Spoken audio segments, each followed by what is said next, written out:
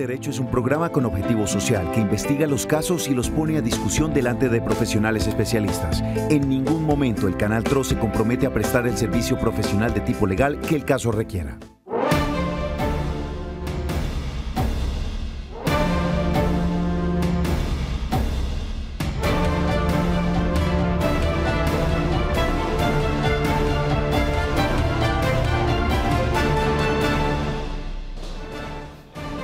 Feliz tarde a todos los televidentes que nos sintonizan a esta hora aquí en su Canal TRO, programa Actúe en Derecho. Programa con responsabilidad social que está directamente ligado a las necesidades sociales y jurídicas que tengan todos ustedes, los televidentes del Gran Santander. Hoy, 3 de diciembre, vamos a socializar un tema importantísimo. Ustedes, los televidentes del Gran Santander, son los que le han dado la importancia a este tema. Y es tema recurrente, especialmente en este último semestre, traslado de pensiones.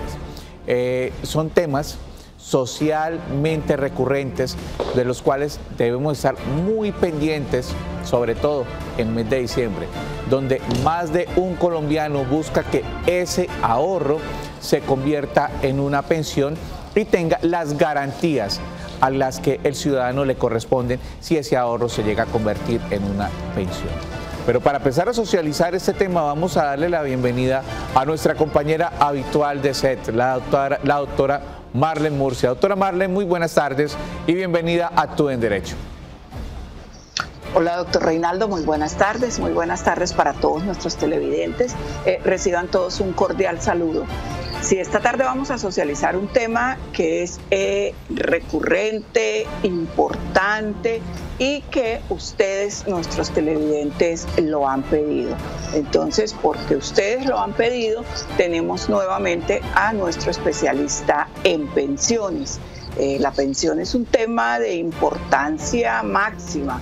Todos deberíamos tener derecho a una pensión y todos debemos conocer y saber cuál de los dos regímenes que actualmente existen en Colombia es el que más nos beneficia. Deberíamos saber cómo nos podemos trasladar de uno al otro dependiendo de las condiciones particulares de cada caso. Entonces, bienvenidos y esperamos que esta tarde puedan ustedes despejar todas esas dudas que tienen respecto al tema pensional. Y efectivamente ustedes son los que han hecho importante este tema. Hemos aprendido mucho durante este semestre respecto al traslado de pensiones, doctora Marlene, y todo lo que corresponde a este caso específico donde alrededor de 6.100.000 colombianos están en edades entre 50 y 60 años. Es la edad donde todos están buscando que se les consolide ese ahorro en una pensión. Pero para entrar en materia con este importante tema, vamos a darle la bienvenida a nuestro especialista, al doctor Jorge Luis Quintero, de Quintero y Abogados. Doctor Jorge Luis Quintero, muy buenas tardes y bienvenido a Actúe en Derecho, su casa. Buenas tardes, un cordial saludo para la doctora Marlene, para el doctor Ricardo, para todos los televidentes. Muchas gracias. Reinaldo. Tranquilo, doctor Jorge Luis, nos suele pasar a todos, especialmente en Actúe en Derecho, no hay ningún problema. Bueno, doctor Jorge Luis, las dinámicas respecto al traslado de pensión se empiezan a mover, especialmente en esta época, donde pues se entra en vacancia judicial, pero muchas personas siguen tratando de buscar, de consolidar, de alcanzar esos bonos pensionales, esos ahorros que tienen, saber si los pueden retirar, si no los pueden retirar, porque socialmente la época en que estamos viviendo exige gastos. Doctor Jorge Luis, ¿cómo podemos hacer la introducción de este importante tema a todos nuestros televidentes, los del Gran Santander? Bueno, doctor Reinaldo, es importante que los televidentes conozcan que la pensión es un ahorro diferido en algunas situaciones a corto plazo, a mediano plazo o a largo plazo para aquellas personas que finalmente terminan consolidando un derecho a pensión de vejez. Por tratarse precisamente de prestaciones económicas que van orientadas a garantizar una de estas contingencias, pues no se puede disponer de estos recursos. Es decir, la ley ha determinado unas situaciones específicas en las cuales se puede optar por reclamar una indemnización sustitutiva o por pedir la devolución del saldo de la cuenta de ahorro individual. Recordemos que en Colombia, por existir dos regímenes en materia de pensiones, desde la Ley 100 del 93, el régimen de ahorro con solidaridad, el régimen de prima media con prestación definida, administrado por Colpensiones, el anterior por administradoras de fondos de pensiones. Cada uno de estos regímenes tiene unas características y condiciones diferentes, a tal punto que cuando no se logra una pensión en el régimen de prima media, el beneficiario o la persona del afiliado pueden optar por un pago denominado indemnización sustitutiva, cuando no hay lugar a la pensión de vejez, cuando no hay lugar a la pensión de invalidez o cuando los sobrevivientes no pueden aspirar precisamente a esta prestación. En el régimen de prima media podrán reclamar la indemnización sustitutiva. Si es en una administradora de fondo de pensiones, se habla de devolución del saldo. Y aquí usted hacía mención a una situación que me parece relevante: los bonos pensionales. Por regla general, hablamos de bonos pensionales cuando la persona está afiliada en una administradora de fondo de pensiones. Es donde ese tiempo que sirvió como servidor público, ese tiempo que cotizó en cajas de previsión, ese tiempo que cotizó al Instituto de los Seguros Sociales, hoy Colpensiones, ese tiempo que tuvo en un régimen exceptuado como el de la fuerza pública, se convierte en capital que ayuda a financiar la pensión. Y cuando la persona no se puede pensionar, pues en el régimen de ahorro individual, esta es una de las ventajas, es más representativa la devolución del saldo por la conformación, entre otros capitales, el del bono pensional. Aquí hay un colectivo afectado y tiene que ver con los docentes conocidos como los del 2277. Aquellos docentes que en su época prestaron servicios, se pensionaron, trabajaban en instituciones privadas y terminaron en administradoras de fondo de pensiones, que han reclamado la devolución del saldo y les han negado el reconocimiento del bono pensional, argumentando que estas prestaciones son incompatibles. Ello no es cierto. Mediante un proceso se puede lograr que un docente pensionado como servidor público que tuvo cotizaciones de instituciones privadas al Seguro Social y que está en el régimen de ahorro individual puede lograr el pago de este bono pensional. Así como para abrir la conversación, doctor Reinaldo y doctora Marlene. Perfecto, doctor Jorge Luis. Doctora Marlene. Bueno, doctor Jorge Luis, una pregunta recurrente que hacen nuestros televidentes y que ya hemos explicado, pero que cada vez se hace necesario explicarla, es: ¿hasta qué edad me puedo yo cambiar de fondo? ¿Hasta qué edad las mujeres nos podemos cambiar de fondo y hasta qué edad los hombres? Y si ya hemos superado esta edad, ¿qué podemos hacer para trasladarnos de fondo de pensiones? Bueno, tratándose de un traslado de un régimen a otro, el legislador estableció unos límites en cuanto a la permanencia en cada régimen. Antes eran 3 años, se amplió a 5, y una fecha límite o edad límite para que las personas se trasladen. Una mujer tiene que trasladarse antes de cumplir los 47 años, un hombre antes de cumplir los 52 años. Estamos hablando en este momento ya en aplicación de Ley 797, y a partir del año 2014, que es donde se incrementa la edad para las mujeres a los 57, a los hombres a los 62. ¿Y por qué hago esta precisión? Porque podemos encontrar casos anteriores al 2014 donde personas que se cambiaron, firmaron el formulario. Miren, es muy frecuente encontrar también situaciones en este sentido. Lo que es la afiliación tácita de traslado. ¿Qué pasa? Estos fueron personas que en un momento se dieron cuenta que les convenía más regresar al régimen de prima media, radicaron el formulario y resulta que nunca les dieron respuesta. Esto lo ha denominado la jurisprudencia afiliación o traslado tácito. Cuando el formulario se firma y la entidad durante un mes no hace ninguna manifestación, se entiende que operó el traslado. Afiliación tácita de traslado, entonces hay que revisar si era antes del 2014, el límite para las mujeres era a los 45 años, para los hombres a los 50, después del 1 de enero del 14, hombres a los 52, mujeres a los 47. Bueno, doctor Jorge Luis, doctora Marlene, nuestros televidentes también se vuelven cada vez más especializados en este tema y hay distintos sectores que tienen una condición especial dentro de su tracto sucesivo de las labores, donde se exponen a situaciones excepcionales que no son para nada normales con las otras profesiones o los otros oficios que se desempeñan. Acá nos envían una pregunta desde la ciudad de Cali. Cuerpo de bomberos que trabaja en la ciudad de Cali. La pregunta de ellos es: ¿qué se conoce acerca de la pensión especial de alto riesgo? Especialmente para este sector de bomberos del terminal de transporte. Creo que eso es decreto 2090 del 2003-2006. Usted me corrige, doctor Jorge Luis. Claro, es una pregunta pertinente. Recuerden que el día pasado les decía que por regla general existen 6 clases de pensiones en el sistema general de pensiones. Y les decía precisamente que por regla general, porque hay otras pensiones como esta que menciona el televidente, la pensión especial por actividad de alto riesgo. Aquí es importante hacer una distinción. Algunas personas creen que esto está relacionado con la clasificación que se hace en riesgos laborales y la respuesta es no.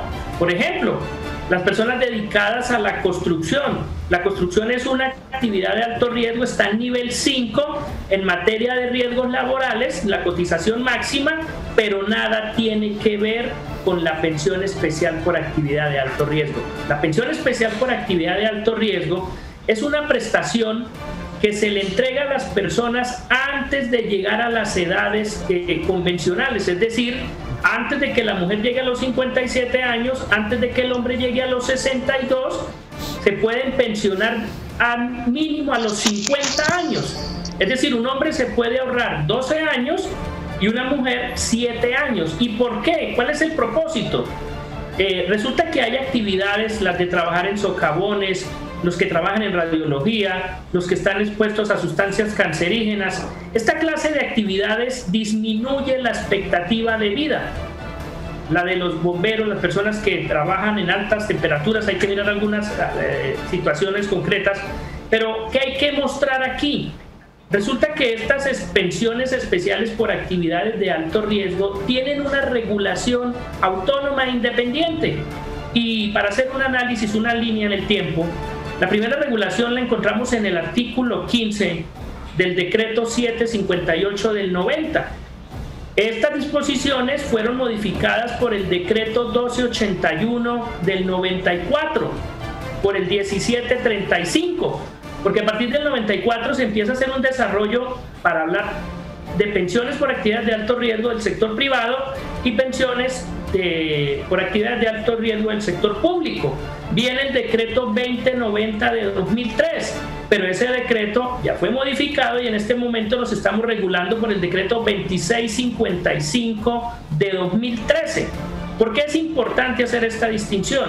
Porque estas disposiciones también establecieron un régimen de transición, pero es un régimen de transición que no se revisa en los términos del artículo 36 de la Ley 100 del 93, sino se va a revisar en los términos del decreto 1281, en los términos del decreto 2090 y así sucesivamente, porque estas son pensiones precisamente que se otorgan para aquellas personas que por su actividad se considera van a vivir menos años de los que viviría una persona que no esté sometida a realizar actividades bajo estas condiciones que son taxativas.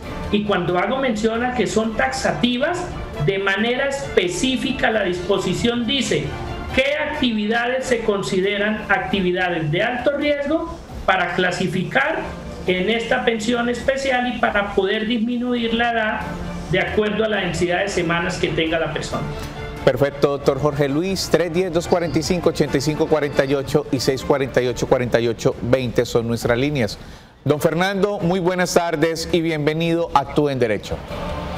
Muy buenas tardes, doctor Reinaldo, también para el doctor Jorge Luis y para la doctora Marlene. Don Fernando, ¿de qué sector del departamento nos está llamando en este momento? Desde Vélez, Santander. Municipio de Vélez, Santander, la capital del bocadillo. Don Fernando, ¿cuál es su inquietud? Doctor Doctor Reinaldo, tengo 3 inquietudes. Desearía que el doctor, no colgarle para que me pudiera dar respuesta a ellas. Perfecto. ¿Cuáles son, don Fernando? Bueno, la primera, soy docente pensionado por invalidez. Sí, señor. Más de 15 años. Tengo la edad ya de 66 años y deseo saber si yo debo seguir presentando el examen, le llamo yo de la revisión técnico-mecánica, vulgarmente. Es decir, el examen periódico que nos hacen cada 3 años. Esa es la primera pregunta. Sí, señor. Siendo ya 66 años. La segunda. Vamos a hacer una cosa, don Fernando. No nos cuelgue y vamos a darle respuesta a esta primera inquietud. Doctor Jorge Luis, vamos a tener nuestro televidente en línea. ¿Qué podemos decirle a don Fernando, que es docente, respecto a esta situación que él nos está planteando? Interpretamos, señor Fernando, que es docente público, ¿verdad? Sí, doctor Jorge Luis, sí, señor. ¿Pensionado por invalidez de origen laboral o común? De origen común. Ok. O sea, usted es docente 2277. Sí, señor, 2277. Ok. Recordemos que la pérdida de capacidad laboral es revisable cada 3 años, pero aquí hay que hacer la siguiente distinción.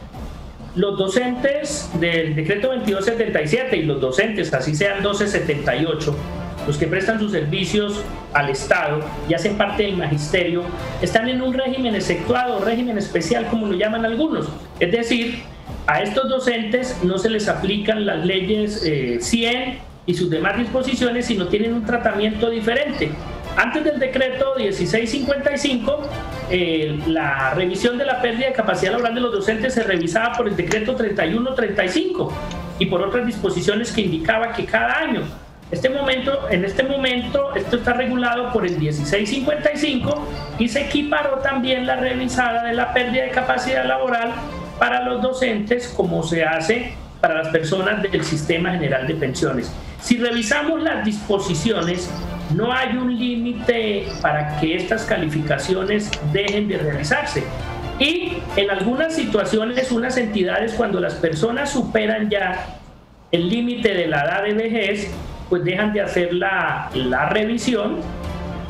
Sin embargo, la ley no indica que en este sentido haya un límite, y máxime que por lo menos la Sala de Casación Laboral, que días en otra situación hacía mención que nada tenía que ver el desarrollo biológico de la persona, lo que tiene que ver con su envejecimiento, a lo relacionado con enfermedades. Entonces, en principio, este estado es revisable. ¿Por qué? Porque si la entidad llega a establecer en una de estas revisiones que el porcentaje de pérdida es inferior al 50%, dejaría de pagar una pensión de invalidez. Perfecto. Lo que pasa es que en el caso de los docentes, si concurren todas, pues como aquí la entidad responde por invalidez de origen común, laboral, por la misma pensión de vejez, no hay diferencia, como si se trata de establecer en el Sistema General de Pensiones. Perfecto, doctor Jorge Luis. Don Fernando, ¿cuál es su otra inquietud rápidamente? La segunda inquietud es, doctor, en el caso de que yo falleciera, ¿la pensión la recibiría mi esposa? Sí, doctor Jorge Luis. La recibe su esposa. Perfecto. Don Fernando, ¿cuál es su tercera inquietud que nos iba a formular? Muchas gracias. La tercera es entonces, si en el examen que se me haga ahorita en el año entrante obtengo una calificación inferior a la que exige el gobierno, ya con 66 años, ¿qué haría yo? ¿Cuánto tiempo alcanzó a prestar el servicio, señor Fernando? 17 años. ¿7 años? 17 años. 17 años. Bueno, lo que sucede por desarrollo jurisprudencial, cuando una persona es calificada y en su caso que ya supera la edad para pensión de vejez, hay lugar a que se convaliden las semanas como si fuese para el tiempo de pensión de vejez. Porque una persona que viene en el sistema, si le dicen a los 66, 67 años, no, usted ya no es inválido, no puede quedar desprotegido. Entonces hay lugar a equiparar algunas semanas para que la persona pueda optar por la pensión de vejez. Eso se podría entrar, es por vía jurisprudencial, porque insisto, una persona que es declarada inválida pues deja de cotizar por regla general. De ahí la importancia que si la persona es joven, pueda continuar cotizando al sistema, porque si en un momento determinado una persona declarada inválida a los 33 años, con 10, 12 años de cotización, es declarada inválido y resulta que a los 52 le dicen no, usted ya no es inválido, han pasado 20 años de su vida para los cuales no se realizaron aportes para otro tipo de pensión, como lo sería una pensión de vejez o una pensión anticipada de vejez. Entonces aquí, señor Fernando, se daría la situación para que usted pueda optar por su pensión de vejez y ese tiempo se convalide. Perfecto. El que le hiciera falta en un momento determinado, si lo declararan ya con un porcentaje inferior al 50%. Perfecto, doctor Jorge Luis, muchísimas gracias. A don Fernando, pues se le dio el tiempo que se le merece, tiempo que le damos también a todos los televidentes y todas las personas que se comunican con nosotros a nuestras líneas 310-245-8548, 648-4820 y nuestro portal de Facebook Canal Tro. Y también, como lo sugiere siempre la doctora Marlene, que se animen y nos envíen su pregunta a través de un video.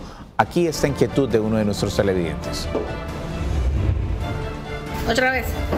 Hola, buenas tardes. Quiero saber cómo puedo retirar mis dineros del fondo de pensiones. Bueno, doctor Jorge Luis, una pregunta de términos amplios. No nos dijo cuál era el fondo. Doctor Reinaldo, no la escuché.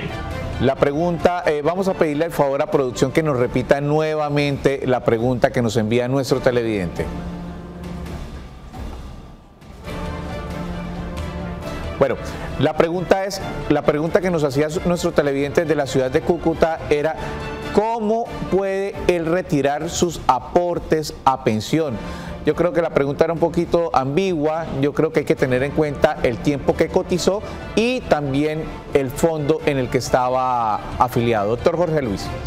Y también para aclararle al doctor Jorge Luis, es una persona muy joven, es una persona que no supera los 25 años, creería yo. Las nuevas generaciones, sí señora. No sé.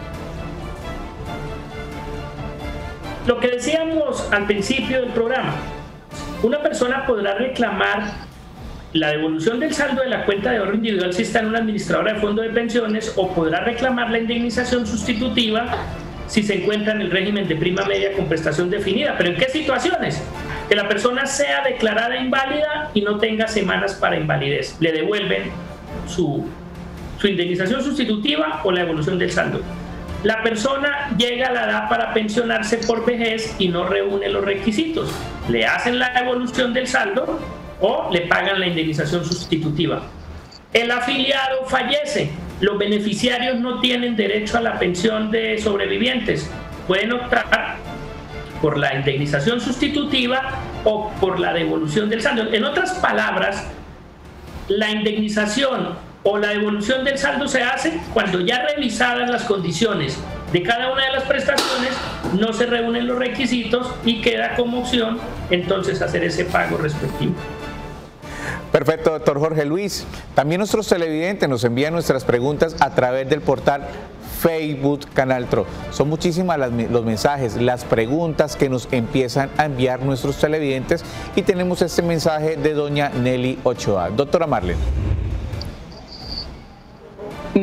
Dice doña Nelly, buenas tardes, tengo una hermana que en su trabajo solo le han pagado seguridad social desde marzo, no recibe sueldo, no la han vuelto a llamar a trabajar, la empresa está funcionando, tiene 20 años en esa empresa, tiene 1.400 semanas cotizadas a Colpensiones, tiene derecho a reclamar sueldo y prestaciones de este año. Bueno, esto ya se nos fue por el tema laboral, doctor Jorge Luis. Claro, en principio, como está planteada la pregunta, diríamos que sí. ¿Por qué? Recordemos que al principio de la denominada pandemia, cuando empieza la primera regulación por parte del gobierno, el decreto 457. Primer confinamiento. Esta decisión se miró desde el punto de vista laboral como un caso fortuito o fuerza mayor, desarrollado en el artículo 51, numeral primero. Recordemos que la fuerza mayor o caso fortuito, desde mi interpretación, tiene dos tratamientos, la del numeral primero y la del numeral tercero del artículo 51. Es, en principio, precisamente cuando hay un acto de autoridad irresistible, imprevisible como este, hablamos de fuerza mayor. Ya superados los decretos 457, 749, los que vinieron graduando a lo del aislamiento y demás, ya no estamos frente a esa fuerza mayor o caso fortuito derivada de acto de autoridad. Luego, si ya las empresas tienen inconvenientes económicos, suspenden actividades por otro tipo de circunstancias, tienen que invocar el numeral tercero, pedir autorización al ministerio y acreditar estas variables económicas. Si no lo hacen, las suspensiones en estos términos no producen efectos. ¿Y esto qué significa? Para responderle a Nelly, que si no estamos bajo los supuestos a los que se ha hecho mención, su hermana tiene derecho a que le paguen los salarios, a que le paguen las primas, y simplemente en este momento la empresa está generando un retraso injustificado en el pago de salarios y en el pago de prestaciones sociales. Doctor Jorge Luis, disculpe, doctor Jorge Luis, para dedicarle el tiempo que se le merece a esta respuesta, tenemos compromisos comerciales y vamos a hacerlo después de nuestra primera pausa comercial. Y enseguida continuamos con este importante tema y terminar de darle respuesta a esta importante pregunta de doña Nelly, que nos la hace a través de Facebook Canal Tro. Ya regresamos.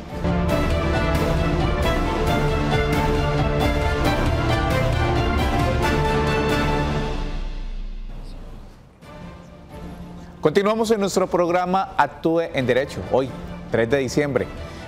La responsabilidad social es la mejor vacuna en contra del COVID-19. La responsabilidad social que tenga cada uno de ustedes en sus hogares. La prevención frente al COVID-19, esta es la campaña que instaura el Canal Tro para todos los televidentes del Gran Santander. La prevención está en tus manos. Primero, lávate las manos con agua y jabón. Segundo, evita tocar ojos y boca.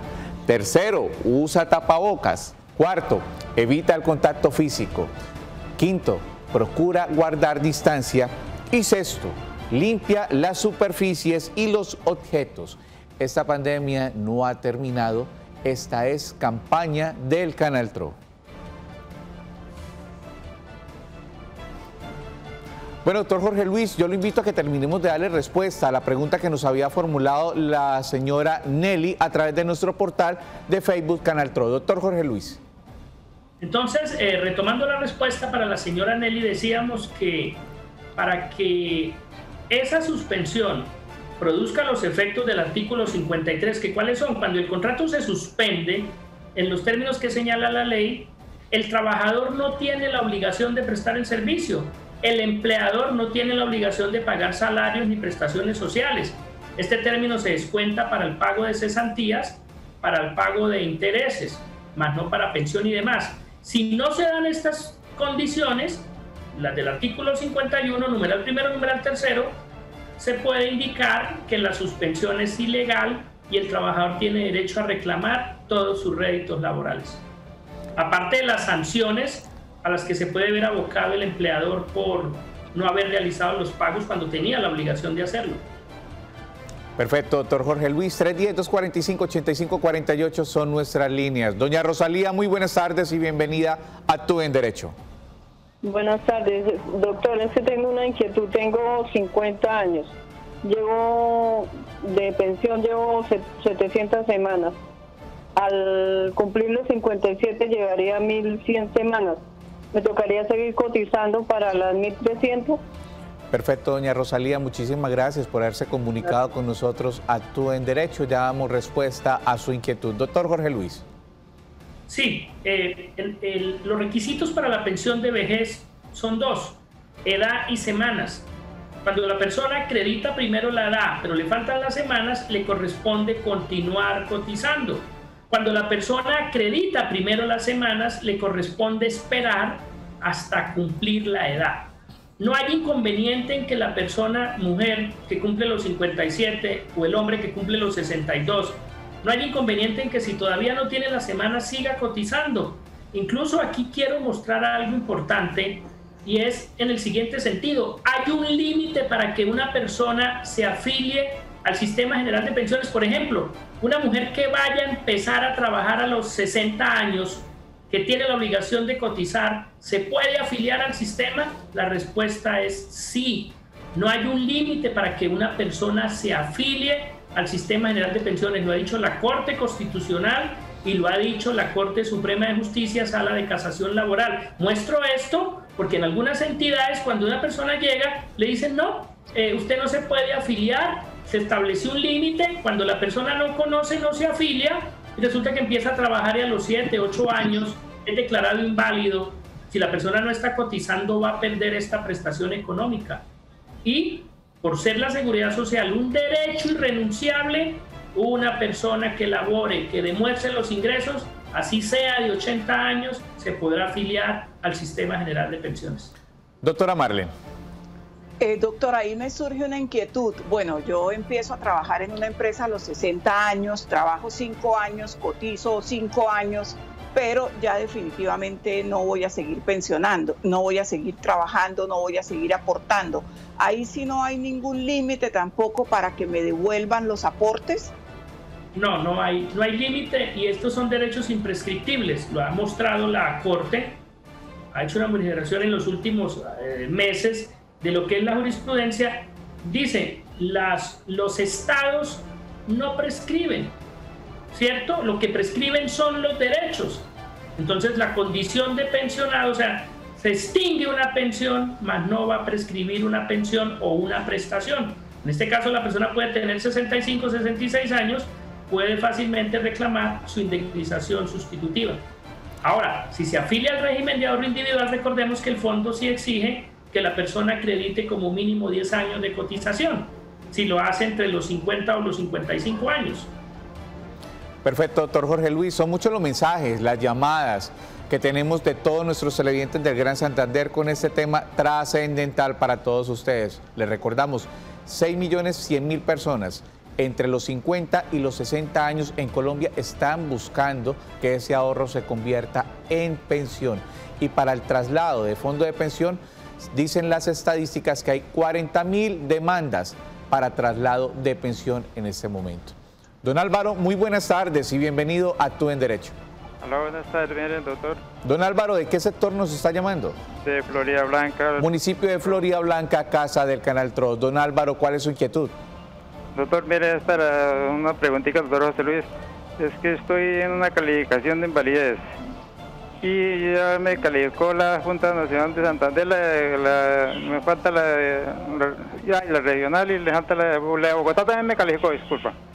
Ya tiene la calificación regional y la calificación nacional. Y la nacional, sino que me calificaron, me dijeron que me iban a calificar virtualmente y no me calificaron virtualmente, me mandaron la calificación así sin ni virtual ni personal. Bueno, don Álvaro, muchísimas gracias. Bueno, doctor Jorge Luis, doctora Marlene. Disculpe, doctor. Señor. Y me dieron 48.28.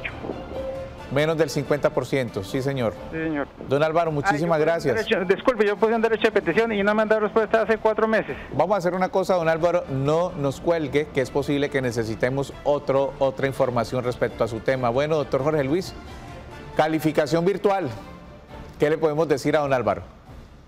Es válida. El decreto 1352, que es el que regula el procedimiento de pérdida de capacidad laboral en el Sistema General de Pensiones, indica que cuando no sea posible, por una circunstancia de fuerza mayor o caso fortuito, cuando no sea posible valorar a la persona, la calificación se podrá realizar con la historia clínica. Y es que hay que decirlo que para varias calificaciones la historia clínica puede ser suficiente.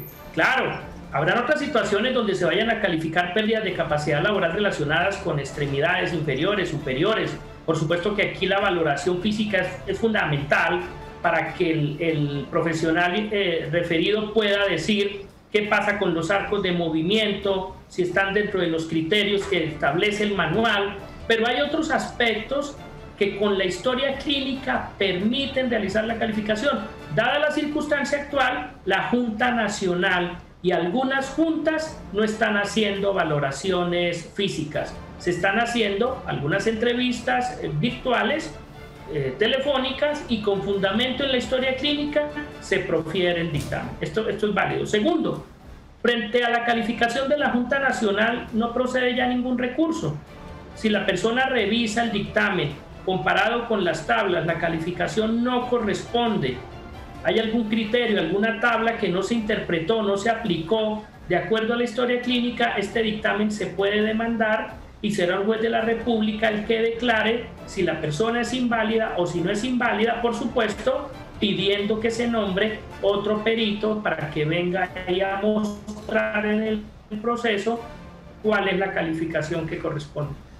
Perfecto, doctor Jorge Luis. 310-245-8548 son nuestras líneas. Ahí ustedes nos pueden seguir enviando nuestros mensajes, sus mensajes de WhatsApp. Aquí este interrogante de uno de nuestros televidentes. Dice nuestro televidente: buenas tardes, para una pregunta, soy una mujer de 57 y tengo 1100 semanas. ¿Puedo seguir cotizando hasta completar las 200 semanas que me faltan para completar las 1300? Doctor Jorge Luis. Sí, la respuesta es sí, no hay límite para que la persona continúe cotizando, lo puede seguir haciendo. Perfecto, tenemos otro interrogante que nos envían nuestros televidentes a través de nuestro portal de Facebook, Canal TRO. ¿Me permite leer este memorial, doctora Marlene? Toca que lo lea, doctor. Perfecto, no me sale sí, señora. completo. Nos dice doña Marina Villamizar. Es que yo tengo el valor de 174 semanas en Colpensiones y 170 semanas con Porvenir. Ya cumplí los 57 años y fui a Porvenir a pedir la devolución de estos aportes. Resulta que me dijeron que si la retiro ahora, Colpensiones me da 11 millones. Y se la dejo hasta que cumpla los 60 años, me dan 21 millones. ¿Eso será cierto? Porque hasta los 60 años, si las mujeres es hasta los 60 años, si las mujeres es a los 57, y la diferencia hasta los 60 años es que me dan 10 millones más. Les agradezco, nos pregunta doña Marina Villamizar. Doctor Jorge Luis. Lo que sucede es lo siguiente: cuando una mujer está afiliada al régimen de ahorro individual con solidaridad y tiene derecho a bono pensional, los bonos pensionales se hacen redimibles a los 60 años. Pero ¿qué ha mostrado la jurisprudencia? ¿Qué ha interpretado? Cuando una mujer llega a los 57 años, si no reúne los requisitos para pensionarse, tiene derecho a la expedición y redención del bono pensional en ese momento. No, ese argumento no es cierto.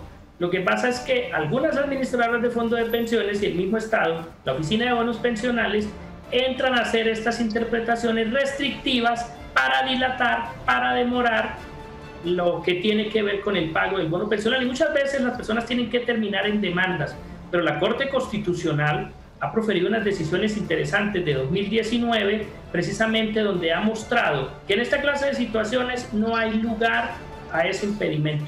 Mujer con 57 años no alcanzó a pensión, tiene derecho a que le entreguen todo, el saldo junto con los valores de los bonos pensionales, sin exigir que espere hasta los 60 años.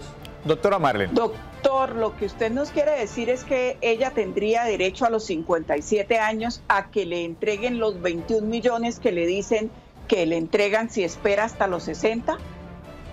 Tiene derecho al valor, doctora Marlene, doctor Reinaldo, y para todos los televidentes. Estas proyecciones que hacen los fondos casi nunca corresponden. Por eso los han sancionado en varios procesos, los han condenado. Esto tiene unas variables y se hacen unos cálculos de acuerdo a los decretos respectivos. Entonces, lo que sucede es que en algunas situaciones muestran una cifra más para sacar al afiliado de esta manera, mostrándole que de pronto puede recibir algo más. Es como justificando o no dándole lo que realmente corresponde, pero esto no es cierto. Hay que mirar que se haga el cálculo de acuerdo a las tablas del ministerio, de acuerdo a las cotizaciones, a los valores que ella tiene, pues va a tener derecho a la devolución. Por tratarse de cálculos aritméticos, tanto al fondo como al señor de la esquina o al tercero le corresponde que les dé lo mismo, porque las tablas, la indexación, la forma como se calculan esos bonos pensionales está definida por la ley. Bueno, doctora Marlene, ¿conoce el sur del país? Sí. Claro que sí. Nos llaman del sur del país. Sí, señora, precisamente de la ciudad de Pasto, departamento de Nariño. Santiago, muy buenas tardes y bienvenido a Actúe en Derecho. Le agradezco la oportunidad que ustedes me dan en este programa. para el doctor Jorge Luis, para la doctora Marlene. Pues la situación mía es la siguiente: yo tengo asignación de retiro de la Policía Nacional, trabajé en seguridad, hice un aporte como más de 1 millón de pesos porque estaba trabajando en seguridad en Porvenir. ¿Puedo retirar ese dinero? Perfecto, don Santiago, le agradecemos, no nos cuelgue. Doctor Jorge Luis, ¿qué podemos decirle a nuestro televidente que se comunica con nosotros desde la ciudad de Pasto? Sí, Santiago lo podrá retirar, pero cuando usted llegue a los 62 años, si no reúne requisitos para que Porvenir le reconozca una pensión, le harán la devolución del saldo. Y aquí importante lo que pregunta el televidente para mostrar lo siguiente: los miembros de la fuerza pública que tienen asignaciones de retiro, cuando vienen a trabajar al sector privado, quedan regidos por el Sistema General de Pensiones. Tienen derecho a que las respectivas empresas de vigilancia, de seguridad, del sector privado, los afilie al sistema. Y si un retirado de la policía, del ejército, de la fuerza pública, logra consolidar en el Sistema General de Pensiones el tiempo suficiente para una pensión, puede recibir las dos: la asignación de retiro y puede recibir la pensión a cargo del Sistema General de Pensiones. Estas prestaciones son compatibles y en muchas organizaciones, con ese débil argumento, no afilian a la persona al sistema general. Muchas veces el afiliado fallece y los sobrevivientes, que tenían un mínimo vital conformado ¿por qué? Por el salario del afiliado del sector ya privado, por la asignación de retiro, ven menguados sus derechos porque van a quedar solo recibiendo la asignación de retiro cuando existía la posibilidad de que tuvieran derecho a las dos prestaciones económicas. Don Santiago, muchísimas gracias por haberse comunicado con nosotros. Actúe en Derecho. Bueno, nuestro televidente, sur del país, ciudad de Pasto, quienes registran constantemente sintonía desde el sur del país. Doctora Marlene, doctor Jorge Luis, vamos a nuestra última pausa comercial. Y en este último segmento vamos a tratar de contestar todos los mensajes y todas las preguntas que nos han enviado nuestros televidentes a través de nuestras líneas y nuestras redes sociales. Ya regresamos.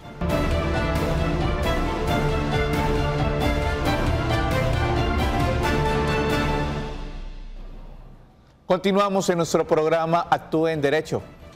Uno de los temas más recurrentes, socialmente más recurrentes en el oriente colombiano, especialmente en nuestro programa Actúe en Derecho, traslado de pensiones. Y hoy, como es costumbre, con nuestro especialista, el doctor Jorge Luis Quintero. Vamos a revisar otro mensaje, otra pregunta en este último segmento que nos envían nuestros televidentes para que le demos respuesta aquí en nuestro programa Actúe en Derecho.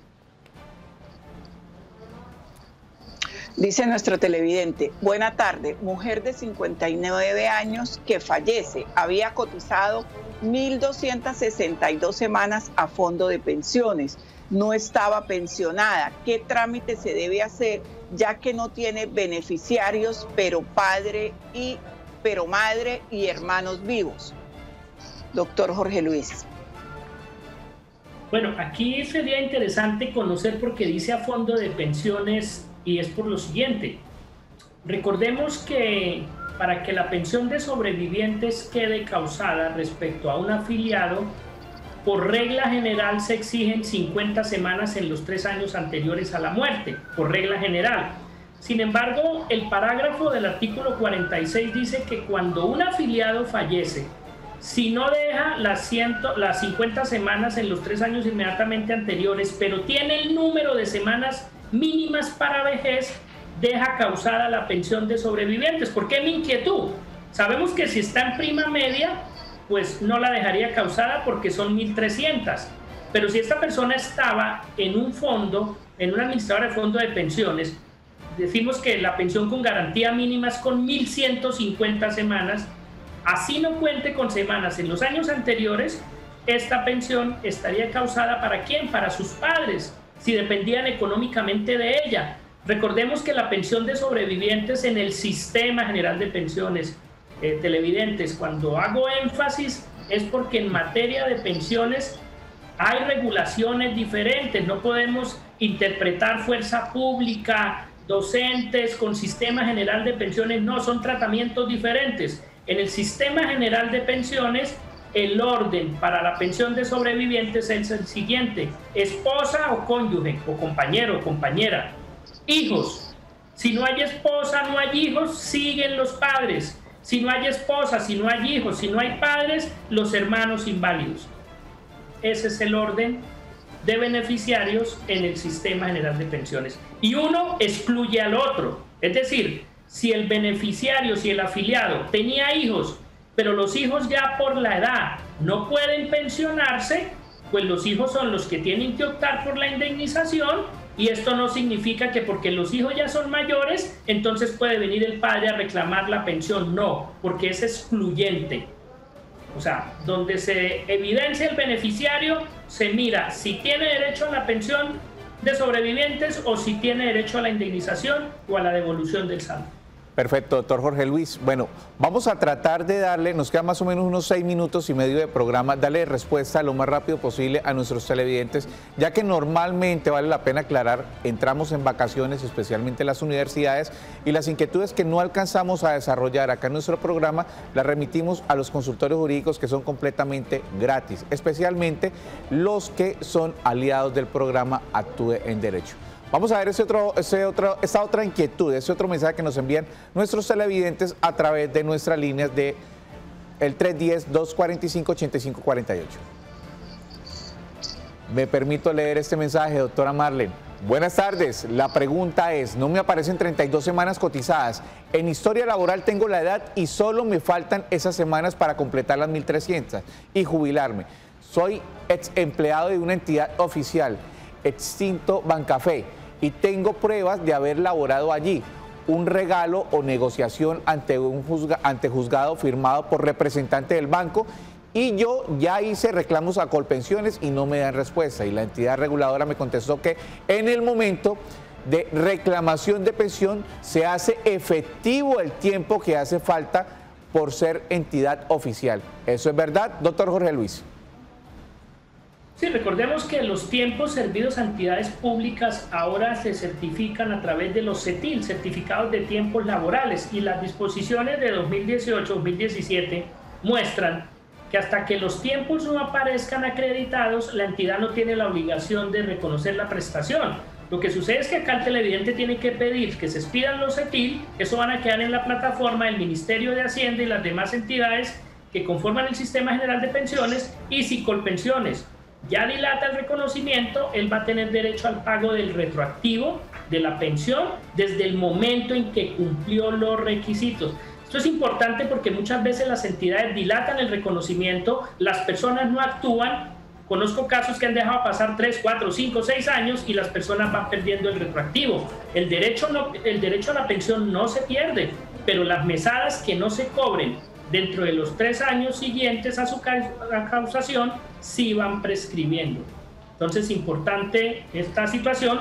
Les recuerdo a los televidentes que me pueden buscar a través de las redes con mi nombre, Jorge Luis Quintero Gómez. Y en el mes de diciembre estaré subiendo un video al canal de YouTube que vamos a llamarlo el ABC de las pensiones. Todas estas preguntas que son cotidianas, que son frecuentes, pero que por supuesto las personas no las conocen porque cada día diferente llegan nuevos seguidores, las vamos a tener en el canal de YouTube claras, específicas, para que puedan resolver sus inquietudes. Jorge Luis Quintero Gómez, así me pueden buscar en las redes. Perfecto. Le pregunto a producción si alcanzamos a revisar el último mensaje. Nos quedan 2 minutos, doctor Jorge Luis. Vamos a tratar de darle respuesta rápida a este mensaje. Doctora Marlene. Dice el televidente, buenas tardes, quisiera saber, un cuñado tiene 53 años, se quedó sin trabajo, ya tiene las semanas cotizadas, pero le falta la edad, ¿debe seguir cotizando? Y si debe hacerlo siendo beneficiario en salud, ¿puede cotizar solo pensión en Colpensiones? Doctor Jorge Luis. Recordemos que cuando la persona no tiene capacidad de pago, no tiene la obligación de cotizar. Si se quedó sin empleo, si no tiene ingresos como independientes, la respuesta es no tienen que cotizar. Ya tiene las semanas, espere hasta que llegue la edad. Y la segunda respuesta, si todavía no tuviera las semanas, si está beneficiario de salud, no puede cotizar solo a pensión. Se obliga para que cotice salud y pensión, salvo que esté en el régimen subsidiado de salud, salvo que tenga régimen subsidiado para pensión. De lo contrario, tiene que cotizarse a los dos sistemas.